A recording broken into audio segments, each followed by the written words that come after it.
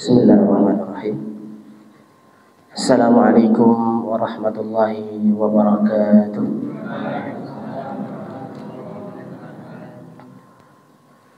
Alhamdulillah.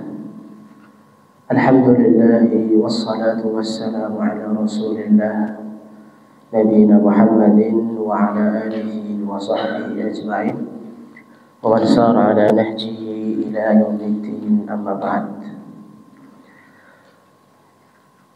Alhamdulillah, Bapak Ibu yang dirahmati Allah Subhanahu wa taala, insyaallah tausiah malam hari ini atau sholat tarawih malam hari ini, insyaallah ini adalah tarawih terakhir saya di sini. Oke, jadi sekarang tanggal 25 nggih, oke. Berarti kemungkinan besar kita nanti sudah Idul Fitri. Jadi ini adalah sebagai penutup insyaallah. Insyaallah materi yang akan saya bawakan pada kesempatan malam hari ini adalah tentang hakikat dari kehidupan dunia. Apa Bu? Hakikat dari kehidupan dunia. Nabi SAW itu memerintahkan kita itu hidup di dunia itu seharusnya seperti orang yang asing atau orang yang sedang dalam perjalanan. Pendikanipun Nabi SAW, kun fid dunya ka'annaka gharibun aw 'abiru sabilin. Jadilah engkau di dunia itu seperti orang yang gharib, orang yang asing, au abiru sabilin, atau orang yang sedang dalam perjalanan. Seperti orang apa Bu? Orang asing atau orang yang sedang perjalanan. Lantas mengapa Nabi SAW memerintahkan kita untuk jadi orang asing, untuk jadi orang yang sedang dalam perjalanan ketika kita hidup di dunia ini? Orang yang biasanya orang asing itu, orang yang sedang perjalanan itu biasanya tidak tahu tempat yang ia akan tuju. Dia nggak kenal karena asing. Ya, orang ini asing dengan sebuah tempat, maka dia nggak akan kenal dengan tempat itu. Dan orang yang asing itu biasanya ketika dia tidak ingin tersesat pasti cari petunjuk. Ya, kalau zaman sekarang ada apa? Maps. Ya. Lantas kita itu hidup di dunia itu diperintahkan oleh Nabi itu seperti orang asing. Kenapa Bu? Karena dunia itu bukan punya kita. Punya siapa Bu? Allah Subhanahu wa ta'ala. Nabi SAW merintahkan kita itu hidup dunia seperti orang asing, seperti orang yang sedang perjalanan. Sehingga kita butuh petunjuk. Terus kita cari petunjuknya kemana Bu? Kemana? Yang akurat, petunjuk yang akurat kemana Bu? Orang yang zat yang menciptakan dunia ini, sinten? Allah Subhanahu wa ta'ala. Jadi kalau kita ini nggak pengen tersesat dalam kehidupan dunia ini, yang kita tanya adalah yang menciptakan dunia. Kenapa ketika Allah Subhanahu wa ta'ala dalam Al-Quran ketika menjelaskan tentang kehidupan dunia, wadrib lahum mathalul hayatid dunya kama'in anzalnahu minas sama. Allah itu menjelaskan kehidupan dunia itu seperti air yang turun dari langit, seperti hujan. Kok bisa Bu? Kenapa kok Allah itu menggambarkan kehidupan dunia itu seperti air itu? Kenapa? Hubungannya apa Bu? Ternyata dalam tafsir Al-Qurtubi disebutkan ada 4 persamaan. Ada 4 persamaan kehidupan dunia dengan air. Yang pertama, kehidupan dunia dengan air itu sama-sama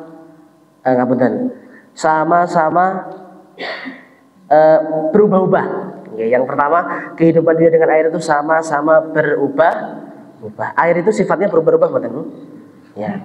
Dari bentuknya sendiri ketika turun dari langit itu jatuh ke paling atas apa? Atap. Setelah itu turun ke talang air, kemudian ke selokan, ke got.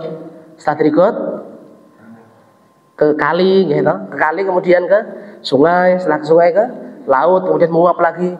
Bentuknya berubah-ubah. Kemudian zatnya juga berubah-ubah, kadang jadi kopi, jadi teh, gitu, jadi susu dan lain sebagainya. Maka sama dengan kehidupan dunia. Kehidupan dunia itu secara bentuknya kita bisa berubah-ubah. Kadang-kadang kita itu, bukan kadang-kadang, dulu kita itu ketika masih kecil itu nggak bisa jalan, cuma bisa berangkang, terus akhirnya bisa jalan. Dulu ketika masih muda ini kuat, ngangkat barang-barang ini kuat. Sekarang sudah mulai lemah, ya. Dulu ketika kita muda ini ganteng-ganteng, ayu-ayu, sekarang malah peyot.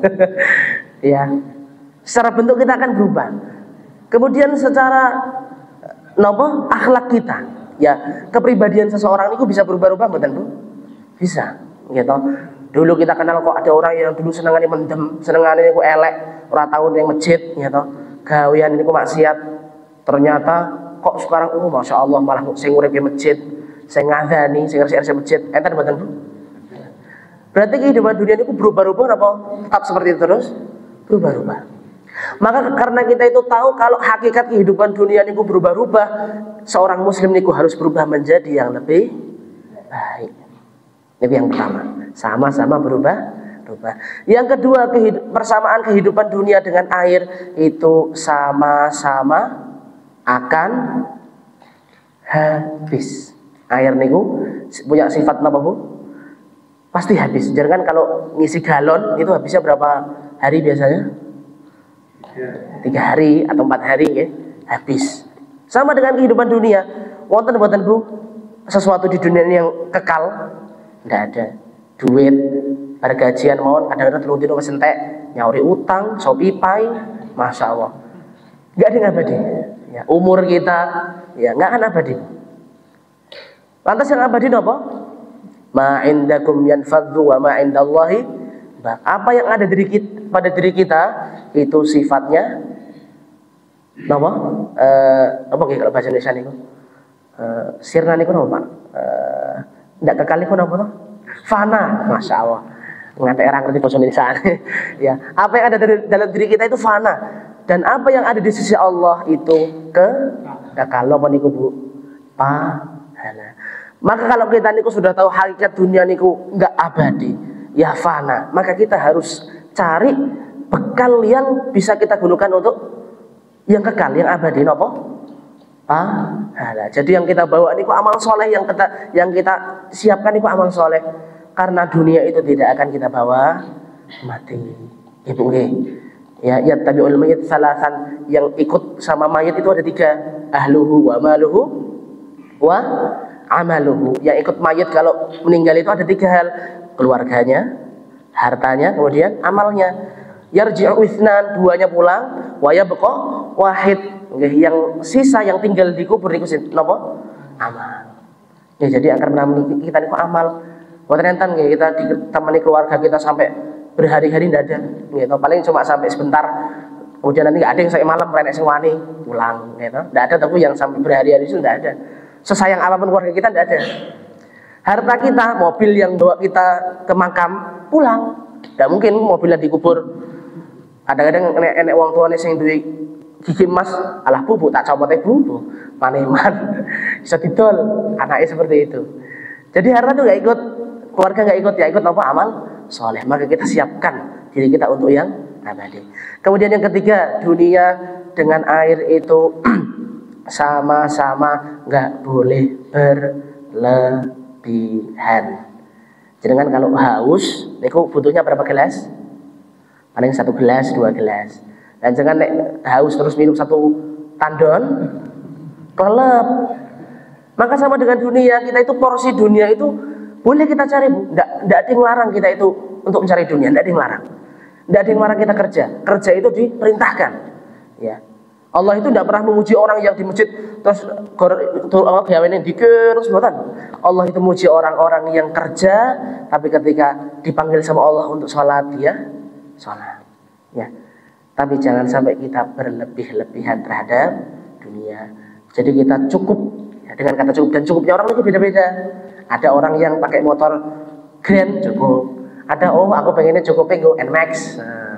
Aku ora cukup NMAX, cukupnya go mobil, misalnya bawa mobil jazz. Oh, nek jas aku ora cukup Alphard. Nah, mboten menapa. Yang penting kita tidak berlebih-lebihan. Lebih-lebihan itu seperti apa, Bu, contohnya? Ketika kita itu mendapatkan dunia itu dengan cara yang tidak halal. Nggih, jadi kita ini mau haram apa halal kita terabas. Nek dielengke alasane wong sing haram ya angel, apa nek sing halal. Ya. Justru itu kalau kita niku semakin susah mencari dunia niku malah tambah seneng tak, Bu? Jadi kan kalau disuruh milih, Bu, jadi orang kaya apa orang miskin, milih mana, Bu? Kaya nggih. Nah, padahal orang kaya niku ketika dipun Nabi telat masuk surganya berapa lama? Setengah hari. Oh lah apa setengah hari tok. Setengah hari di akhirat itu sama dengan berapa tahun di dunia? Mboten 500 tahun.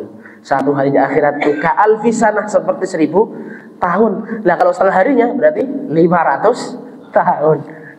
Berarti pengen jadi orang kaya apa orang miskin, Bu? Bingung. Pokoknya apapun yang diberikan Allah kita terima. Kalau kita jadi orang kaya, kita jadi orang yang kaya yang bersyukur. Kalau kita jadi orang yang belum dikasih kekayaan, kita jadi orang miskin, maka kita harus jadi orang miskin yang bersabar. Oke, yang keempat saya agak lupa apa nggih? Sama-sama napa nggih sekedar. Sama-sama berubah-ubah. Kemudian sama-sama apa, Bu? Aku lali dewe ya Allah. Yang kedua sama-sama. Oh nggih, satu lagi. Ya alhamdulillah ingat. Sama-sama kalau masuk ke dalamnya itu akan basah. Jadi kan nyemplung banyu niku basah mboten? Basah gitu. Tak mungkin kita masuk air tidak basah, itu tidak mungkin. Maka sama dengan ketika kita masuk ke dunia, ketika kita masuk ke dunia itu pasti basah. Maksudnya basah niku napa? Dunia itu penuh dengan ujian. Dan terus dengan buatan saya kaget nek urip panjenengan niku kathah ujian. Ulah aku ki wis salat terus wis ibadah terus kok malah tambah abot ujian iki piye? Gusti Allah ki apa ora delok to ya? Bukan, justru kalau kita niku semakin taat, semakin beriman kita itu malah semakin tambah diuji.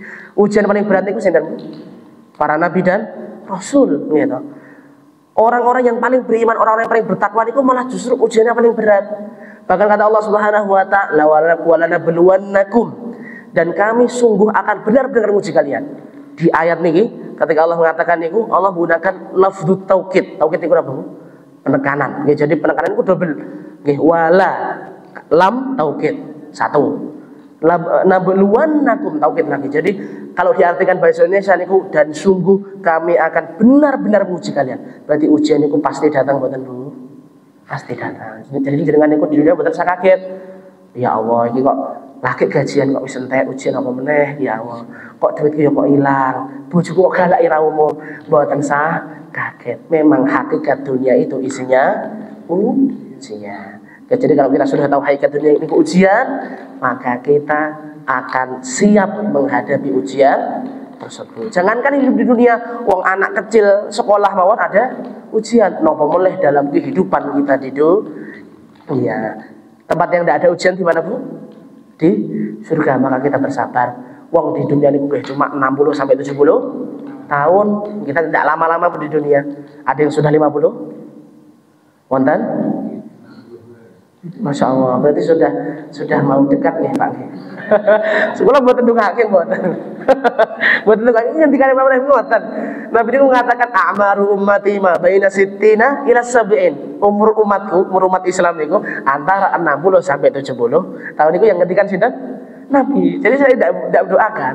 Wa qallaman tajawazu dan sedikit yang bisa melewati umur 70 tahun. Ya, jadi sudah dekat umur itu seharusnya kita semakin eling, Bu nggih. Semakin kita niku semakin istilahnya orang niku nek semakin tua niku seharusnya tambah apa? Tambah bertakwa. Karena kalau anak-anak muda belum eling ya mending. Tapi nek wis tua kok orang eling-eling, nah itu kebangetan nggih, Bu nggih.